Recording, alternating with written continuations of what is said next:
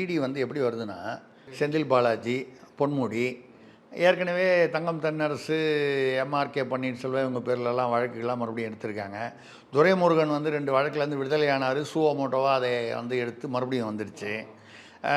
இப்படி வரிசையாக அனிதா ராதாகிருஷ்ணன் பேரில் வழக்கு இருக்குது. இப்போ மா சுப்பிரமணியம் வந்து மறுபடியும் அந்த ஒரு சைதாப்பேட்டையில் அவர் மனைவி பேரில் அந்த வீட்டு மனை வாங்கி அந்த பிரச்சனை வந்து ஏற்கனவே விடுபட்டது மறுபடியும் ரிவைவ் ஆகிருக்கு. இது ஆயிடுச்சு. அதுதான் இப்போ மறுபடியும் உச்சநீதிமன்றத்துக்கு போகிறார் அவர். உச்சநீதிமன்றத்தில் வந்து இதே மாதிரி விஷயங்களை தள்ளி விட்டுருவாங்க, நீங்கள் உயர்நீதிமன்றத்தில் தீர்த்துங்கன்னு.